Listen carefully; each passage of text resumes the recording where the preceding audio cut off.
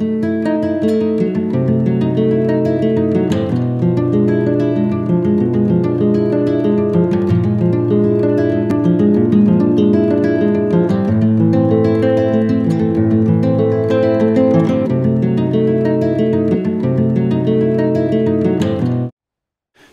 17th, 1686, somewhere in the Windward Channel.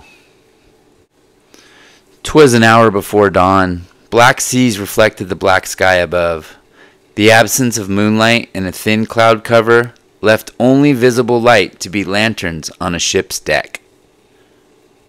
'Twas now that the purpose of dyeing the sails of the Raven black became evident. For 3 hours she shadowed the lantern lights, until the tall stern rising out of the Black Sea confirmed that it was a fleet. The Raven followed. Heavily laden by the way the ship rolled in the wake and rode low in the water, with wind at full sail filling her sheets, she had no chance of outrunning the Raven. Each passing minute it drew closer, causing Price to order a reduction of sail, so that it didn't overtake the prey before dawn. He skillfully kept the Raven in the wake of the fleet, hidden from view like a shadow on the dark waters. Price stood at the bow of his ship, in an almost state of disbelief. El Tuerto was either a lucky son of a whore, or his information was true. Nearly 2 months ago he had said, "In la middle of Febrero, an French ship is called Le Etni Le Ube will be passing through the Windward Channel en route to the norte coste de Jamaica, St. Anne's Parish, it is be called." The ship had been chartered by the new King of England, James II. He had been making good on his promise to the Catholic Church to allow the Catholics to return to England and her colonies.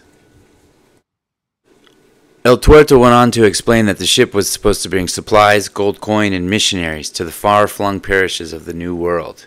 He said this as he chomped down on his pipe and began to light it with his match. "James, 'tis Charles who be the King of England, Charles II. "No, es be James now, the little brother, that be king.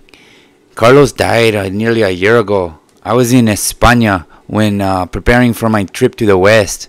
'Twas the same time I learned of the plan of this timetable. I myself had plans for taking the prize, but now a bit down on my luck as I am."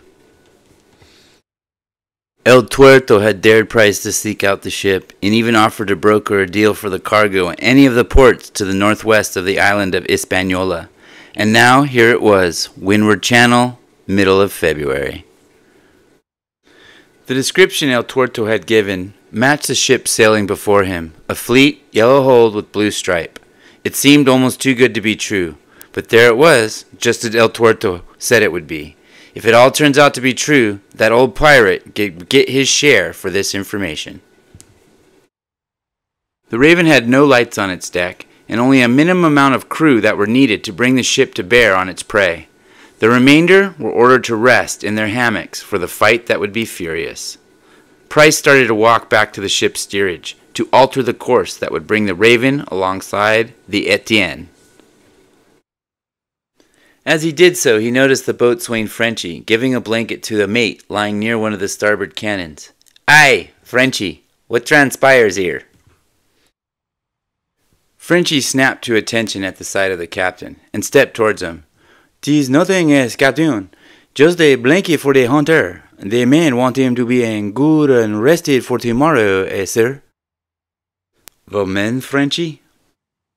"Aye, the freebooters and the sea dogs alike. We all voted, and the blanket is a comfort, that be true, sir.